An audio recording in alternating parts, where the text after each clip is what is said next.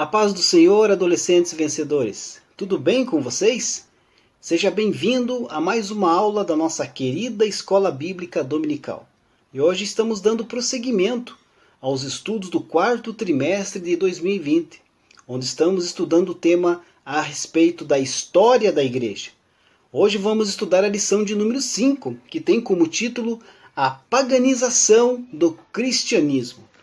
O destaque da lição se encontra em 2 Timóteo, capítulo de número 2, versículo 4. Segunda carta de Paulo a Timóteo, capítulo 2, versículo 4, que diz assim: Pois o soldado, quando está servindo, quer agradar o seu comandante, e por isso não se envolve em negócios da vida civil. Aqui nesse destaque já tem um ensinamento para a nossa vida.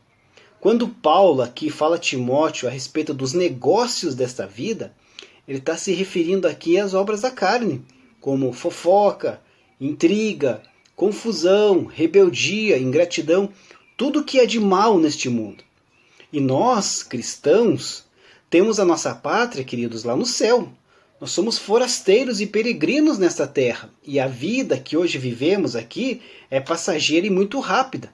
E por isso, queridos, não podemos perder tempo com coisas que não nos edificam. Pelo contrário, apagam o Espírito Santo do nosso viver e nos acaba afastando de Deus. Todo tipo de pecado é obra da carne. E precisamos combater o pecado que há em nossas vidas, não nos conformando com o nosso estado atual. E também procuramos ir muito além, buscar mais de Deus, estar mais na presença do Pai, em sua intimidade, com a sua palavra e o seu Santo Espírito. Assim, estaremos fazendo a vontade do Pai em nossa vida e nos afastando aqui desses negócios da vida, essas obras da carne que Paulo vem falar aqui. A introdução aqui da nossa lição vem falar a respeito do cristianismo, no começo do cristianismo, a história do cristianismo. Aqui o cristianismo acabou sofrendo um processo terrível de paganização, depois que foi proclamado como a religião oficial do Império Romano. Se o diabo não conseguiu destruir o cristianismo por meio das perseguições, sua nova estratégia foi enfraquecê-lo espiritualmente, por meio da ligação entre a igreja e o Estado. E o primeiro grande exemplo disso foi o surgimento da Igreja Católica Apostólica Romana, fruto da proclamação do cristianismo como religião oficial do Estado, que na época era o Império Romano. Então, queridos, primeiro precisamos entender o contexto, que envolveu toda essa trama para poder chegar ao ponto que nós chegamos na lição.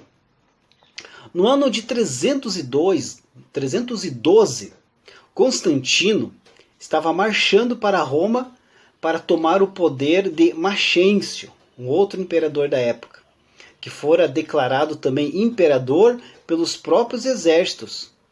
E segundo Constantino, ele disse que viu um sinal no céu, uma cruz brilhante, com os dizeres: com isto vencerá.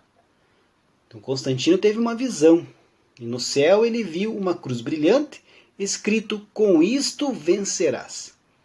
Depois ele sonhou com o mesmo sinal, que eram as letras gregas Cri e Rho, iniciais do nome de Cristo.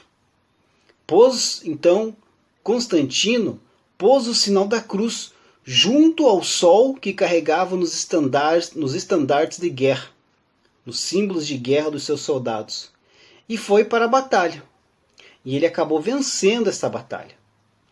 Então Constantino fez uma aliança com Licínio, que sucedeu Galério, outro imperador da época, e emitiu ali um edito, no qual dizia que era garantido tanto aos cristãos quanto aos outros a liberdade de culto. Então veja aqui, queridos, que Constantino desejava com isto agradecer a Cristo pela vitória que dera na batalha da Ponte Milvio, a vitória que ele teve. Na concepção dele, aquela imagem, aquele sinal, foi um sinal enviado por Cristo para ele. E ele obedeceu o sinal, confiou e venceu aquela batalha. Então ele está dando aqui crédito a Cristo por aquela batalha. Porque Constantino, nessa época, ele não era convertido. Ele era um imperador romano, ele era um pagão. Então, mas só que ele não tornou, como algumas pessoas, alguns teólogos dizem, o cristianismo a religião do império. Ele não oficializou ainda o cristianismo como a religião do império. Até porque somente 10 anos mais tarde é que Constantino se tornaria realmente o único imperador de Roma. Ele estava conquistando as terras, conquistando o espaço ainda. Mas apenas ele deu aos cristãos, por meio desse edito que eu acabei de falar, os mesmos direitos dados aos outros, ou seja, a liberdade de culto. Nós vimos na lição passada a respeito da perseguição ferrenha que a igreja estava levando. E essa perseguição, com esse edito que Constantino estava dando aos cristãos, estava se acabando. Então, os cristãos, a partir deste momento, começaram a ter mais liberdade de culto. Parecia que as coisas iam começar a dar certo para a igreja. Finalmente as perseguições acabaram. Mas, engano, as coisas somente pioraram. Constantino, queridos, passou a ser favorável aos cristãos, dando-lhes dinheiro, isentando bispos dos impostos, assim também como eram os demais líderes religiosos do império, os líderes pagãos. E também Constantino promoveu a reconstrução dos templos que tinham sido destruídos durante a perseguição. Isso acabou, queridos, por dar voz nas decisões da igreja. Constantino acabou tendo ali direito de voto, direito de escolhas dentro da igreja. Então Constantino ficou forte dentro da igreja. No ano de 324, Constantino venceu Licínio em uma batalha de 2 anos e contou com a ajuda do bispo Eusébio de Nicomédia. Olha já a ligação entre Constantino e a igreja, que se tornaria posteriormente o seu conselheiro. Então já tinha aí uma ligação entre Estado e igreja. Assim a igreja, queridos, passou de perseguida, como acabei de dizer, a ser privilegiada. A igreja, assim, ela se beneficiou da sua união com o Estado. E o Estado, por sua vez, começou a interferir nas decisões da igreja. Olha a mistura de igreja e política. Isso lá no começo da história. O imperador romano, desde há muito, ele possuía já o título de Supremo Pontífice, sendo responsável pela religião pagã. E agora, com todas essas regalias que ele estava tendo dentro da igreja, ele também se sentia o chefe da religião cristã. Quer dizer, o imperador estava aí conciliando tanto a religião pagã como a religião cristã. Ele estava sendo o chefe das duas religiões. A sua influência, queridos, era tão grande que no ano de 342, Constâncio, que era filho de Constantino já tinha falecido aqui nessa época, mandou substituir o patriarca Paulo pelo ariano Macedônio. Olha a confusão. Uma multidão de adeptos do apóstolo Paulo se opôs a essa decisão. Fez uma feroz resistência aos soldados romanos e 3.000 pessoas perderam a vida nesse conflito. Provavelmente, amados, mais cristãos foram mortos pelos próprios cristãos naqueles 2 anos, anos de 342 e 343, durante esses conflitos, do que em todas as perseguições que eles fizeram os pagãos em toda a história de Roma. Então, em 2 anos, mais cristãos morreram do que os anos anteriores durante as perseguições do Império Romano. Mas só que no ano 380, que o imperador Teodósio lançou um edito no qual definiu como igreja cristã apenas aquela que adotava os termos do Concílio de Nicéia, que foi o primeiro concílio geral da igreja, onde se reuniram todos os bispos para decidir ali as doutrinas fundamentais da igreja, e proibiu todas as demais religiões. Então apenas a religião cristã era a religião oficial e permitida pelo império. Teodósio, então, foi quem definiu o cristianismo como religião oficial do império, proibindo todas as demais, incluindo as outras formas de cristianismo. Então, a partir deste momento, a religião cristã era a religião oficial do Império Romano. O Estado e a Igreja estavam interligados num só. Aqui, a nossa lição: a paganização começou com a falsa conversão de pagãos ao cristianismo. Como a instituída Igreja Católica passou a ser muito poderosa, justamente por causa dessa ligação entre Estado e Igreja, como religião oficial de Roma, todos que não eram cristãos quiseram tornar-se membros dela. E fato é que todos começaram a ser aceitos sem que fossem observados os verdadeiros sinais de conversão neles. O resultado disso foi terrível. Aí que começa o problema, queridos. Essa membresia começando a aumentar de uma forma desorganizada. Todo mundo queria virar cristão naquela época. Só que não por causa de Cristo, mas por causa do Império Romano. Por causa das regalias que eles iam obter se adaptando ali, sendo adeptos ao cristianismo. Mas quando os imperadores se declararam cristãos e passaram a beneficiar o clero, quer dizer, a igreja, uma multidão de pessoas se associou à nova organização, como acabei de falar, somente para pertencer ao grupo dominante sem estar convertida. Eles queriam participar do grupo dominante, que era a Igreja Católica Apostólica Romana, mas sem se converter a Cristo. Acredita, é isso mesmo. Como a igreja estava isento de impostos, muitos passaram a se interessar por essa posição. Então era muito mais por interesse. Houve queda no nível do caráter cristão. O rigor com a vida cristã diminuiu e alguns bispos passaram a ser nomeados com apenas alguns dias de conversão. Não existia um preparo mais.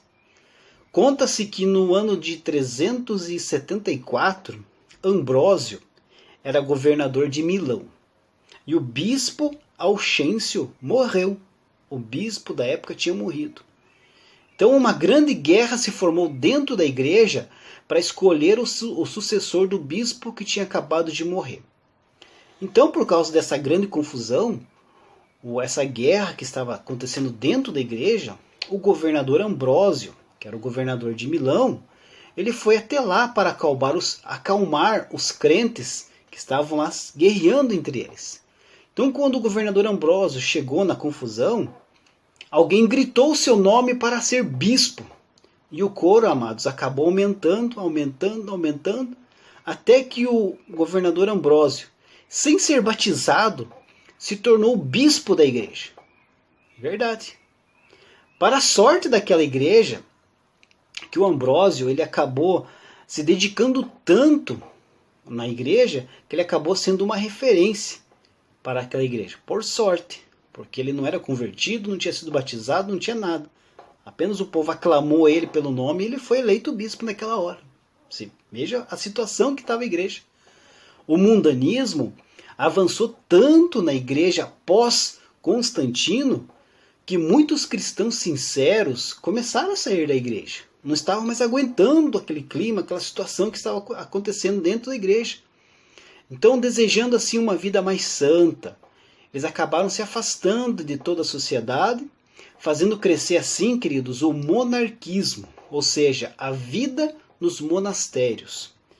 Então, tornar-se monge naquela época era a única oportunidade de obter a santidade pela negação dos desejos, do voto de pobreza. Então, é a única solução que aqueles cristãos sinceros acharam para se distanciar desse paganismo e viver uma vida santa diante de Cristo, porque eles se isolavam de tudo, se isolavam do mundo. Antes essa situação era feita apenas por uma pessoa. A própria pessoa sozinha se isolava e se distanciava. Aí, com esse aumento dos cristãos sinceros se desligando da igreja e procurando esses monastérios, agora grupos de grande número de pessoas estavam se isolando. Então, foi uma coisa inédita naquela época. Prosseguimento aqui da nossa lição. Os efeitos da paganização nos cultos e na doutrina. Os efeitos desastrosos dessa introdução de falsos cristãos na igreja oficial começaram a ser vistos nos cultos. As reuniões passaram a ser esplendorosas, com igrejas ricamente ornamentadas, mas eram espiritualmente frias. Faltavam sinceridade e fervor na adoração. Em seguida, a igreja oficial passou a introduzir em seus cultos cerimônias e costumes próprios do paganismo. Antigas festas pagãs passaram a ser celebradas na igreja oficial, mudando apenas o nome. Então, com a necessidade de aclimatar os novos membros da igreja, vindos lá do paganismo, os seus líderes fizeram diversas adaptações da sua fé original, gerando um grande sincretismo religioso. No ano de 274, o imperador Aureliano decretou 25 de dezembro o dia da celebração do Sol Invencível. Isso bem antes de Constantino. Mas só que Constantino levou a data do nascimento de Jesus para esse dia. Mas a igreja armênia, que era uma igreja ortodoxa, ainda comemora em 6 de janeiro a data do aniversário de Cristo. Então você veja aí, uma data pagã, que foi determinada no ano de 274, e depois que Constantino conseguiu ali, com suas manobras, ligar o Estado com a igreja, eles adaptaram essa data para comemorar o aniversário de Jesus, o nascimento de Jesus, 25 de dezembro. Então 25 de dezembro é uma data pagã, mas é comemorado o aniversário de Jesus. Mas quanto a isso não tem problema, queridos. O importante é você comemorar o aniversário de Jesus, independente de 25 de dezembro, 6 de janeiro, o importante é comemorar o nascimento do nosso Senhor e Salvador Jesus. Mas ali também começou o culto a mártires e relíquias. Quando as perseguições, queridos, acabaram, quando teve essa ligação entre o Estado e a igreja, e as perseguições da igreja acabaram, a veneração dos mártires em si, as pessoas que morreram em nome da igreja, foi transferida para suas relíquias, né, para suas coisas que ficaram, suas roupas, seus pertences, suas casas. Além disso, a veneração dos santos surgiu do desejo natural da igreja em honrar aqueles que tinham sido mártires nos dias em que fora tão perseguida pelo Estado. Essa veneração logo se tornou uma adoração, e orações começaram a ser realizadas aos santos em seus sepulcros, onde mais tarde se construíram capelas e mais tarde ainda acabaram construindo basílicas. Olha como tudo começou. Suas imagens foram colocadas nas paredes, vai imaginando aí, em suas memórias, e que logo passaram a receber também a adoração. As pessoas começaram a adorar as imagens dos santos que estavam colocadas nas paredes. Essa foi a materialização da liturgia. E a fé é dirigida a elementos visíveis, e como no paganismo, intermediários de Deus. Então as pessoas já não buscavam a Deus diretamente, buscavam as imagens dos santos que estavam nas paredes, dos objetos, dos pertences, das casas, das mobílias. Então aí veja o desvio que estava acontecendo no cristianismo nessa época. E mais, a veneração de Maria, consequentemente, desenvolveu-se também rapidamente. No início era apenas um reconhecimento à mãe de Jesus, mas logo avançou para orações diretas a Maria, acreditando que com isso você estava agradando a Jesus. Isso quer dizer, o filho ficaria feliz se você adorasse Maria, sua mãe. E muitas outras coisas foram criadas nesse período, como o purgatório, o culto aos mortos com o dia dos finados, o celibato obrigatório, a história da virgindade de Maria, que não tem base bíblica nenhuma. E para o povo não contradizer todos esses ensinamentos, que você deve estar se perguntando ainda, mas como que o povo aceitava tudo isso se a Bíblia mostra o que é certo e o que é errado? Justamente para contradizer todos esses ensinamentos falsos, para que não viesse ninguém ali debater com a Igreja Católica, queridos, proibiu o povo de ter acesso à Bíblia. Ninguém tinha acesso à Bíblia naquela época, ninguém podia contradizer eles. Eles aceitavam e pronto, que não tinha ninguém para chegar e debater com eles. Então ler a Bíblia naquela época era totalmente proibido. Somente a Igreja Católica Romana poderia liberar a leitura da Bíblia. E somente a leitura era feita pelo sacerdote da igreja, ou seja, pelo padre da igreja. Então veja que situação difícil. Eles colocavam as coisas para o povo tinha que aceitar e não tinha ninguém para debater, ninguém para contradizer aquela situação. Mas graças a Deus, queridos, que nós estamos aqui. E muita coisa aconteceu de lá para cá. Dando continuidade à lição, a igreja oficial passou a ser uma máquina política. Com o fim do Império Romano, a Igreja Católica Romana proclamou a si mesma como sendo um Estado hierarquicamente superior a todos os outros governos. Ela passou a deter também a maior parte das terras da Europa e a influenciar governos, empossando reis e tirando a legitimidade de outros reis. Como exercia também grande influência sobre as massas, o povo simples, ela passou a ter o poder de corromper nações. Esse foi um período terrível do cristianismo, chamado até hoje de a Idade das Trevas, ou Era das Trevas. Durante 1000 anos, a igreja oficial se corrompeu e corrompeu cada vez mais. Então a queda nos padrões da vida cristã nessa época chegou a tal ponto nesse período, conhecido como, acabei de ler aqui na lição, a Idade das Trevas, que praticamente não havia exigência nenhuma para ser um bispo da igreja. Olha o ponto que chegou. Alguns criminosos alcançaram o primeiro grau de ordem no clero, primeiro grau de ordem na igreja, sem nunca terem sido ordenados. Então o bispado era vendido em leilão a quem desse mais. Quem tivesse mais dinheiro era bispo. Boa parte dos bispos não sabia ler. Era comum também encontrá-los embriagados, caídos por algum lugar, envolvidos em adultérios, assassinatos, e eles é quem dava o testemunho da igreja. Além da ignorância e do abandono dos deveres, havia também a vida luxuriosa, a grande imoralidade, o roubo, a simonia, isto é, a venda dos cargos eclesiásticos. Como eu falei, era só você ter muito dinheiro que você conseguiria o que queria na igreja. Os imperadores no Ocidente, assim também como no Oriente, começaram a coroar e depor papas, quem eles quisessem. Até naqueles locais reservados, que nós acabamos de ler agora há pouco, para aqueles que se isolavam da vida mundana, os mosteiros, a vida pervertida ganhou adeptos. O paganismo achou guarida na igreja, infelizmente. Alguns piores registros sobre imoralidade da época dizem respeito aos mosteiros, dessas pessoas mesmo que tinham se retirado para encontrar uma santidade. O paganismo entrou lá dentro também. A situação interna, queridos, era o reflexo da podridão externa da igreja. E a situação ficava cada vez pior, ficava cada vez mais difícil. Essa sociedade tinha um nome de cristã, chamavam de cristã, mas só que ela era de um coração pagão. Exatamente.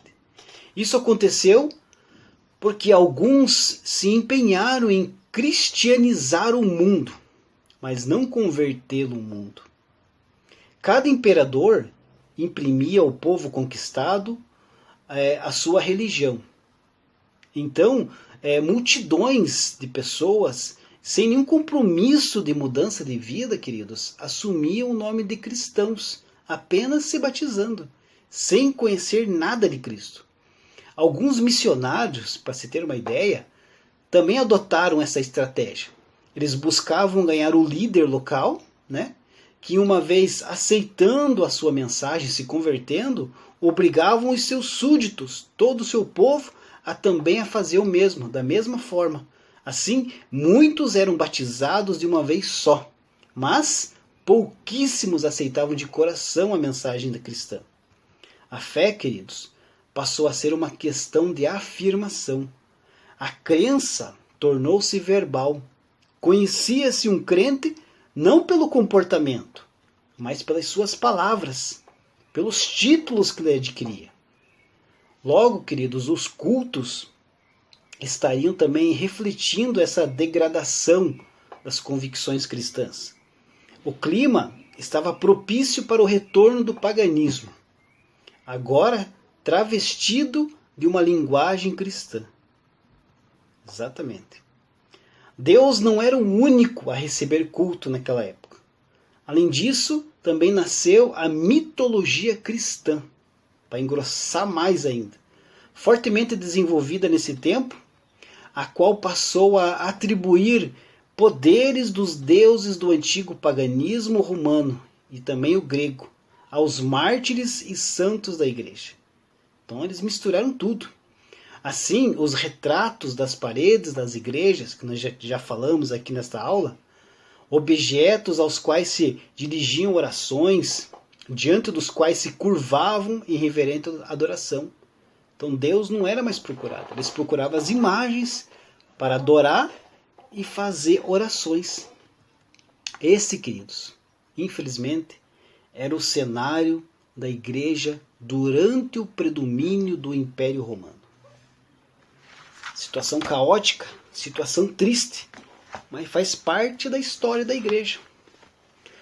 Mateus capítulo 5, versículo 13 a 16, diz assim: Vós sois o sal da terra, e se o sal for insípido, com que se há de salgar? Para nada mais presta, senão para se lançar fora e ser pisado pelos homens. Vós sois a luz do mundo. Não se pode esconder uma cidade edificada sobre o monte. Nem se acende a candeia e se coloca debaixo do alqueire, mas no velador, e dá luz a todos que estão na casa.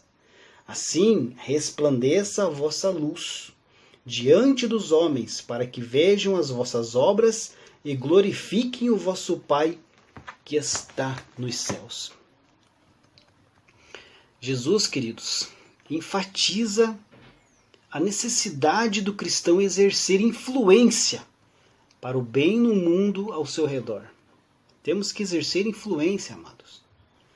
Mas que influência devemos exercer num mundo cheio de mal, cheio de corrupção, cheio de violência?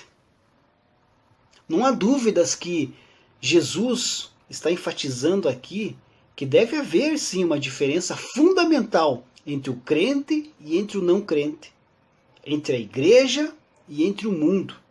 Não pode ser tudo igual, queridos. Esse tema é básico no Sermão do Monte. O sermão foi elaborado na pressuposição de que os cristãos são por natureza diferentes e convoca-nos a sermos diferentes na prática, não só na teoria. Provavelmente, a maior de todas as tragédias da igreja ao longo da sua história tem sido a sua constância de conformar-se à cultura prevalecente da época, em lugar de desenvolver uma contracultura cristã. Infelizmente. Assim, queridos, aprendemos que fomos colocados no mundo com este papel duplo, como sal, para interromper ou, pelo menos, retardar este processo de corrupção moral e espiritual que existe no mundo, e também como luz, para desfazer as trevas. A função do crente, querido, se resume da seguinte maneira: Jesus chama os seus discípulos para exercer uma influência dupla na comunidade secular. Uma influência negativa, de impedir a sua deterioração, e também uma influência positiva, de produzir a luz nas trevas. pois impedir a propagação do mal é uma coisa, e promover a propagação da verdade, da beleza e da bondade é outra. Queridos, a igreja deve influenciar o mundo e não deixar ser influenciado por ele. Deus abençoe a sua vida e até a próxima aula, se Deus assim permitir.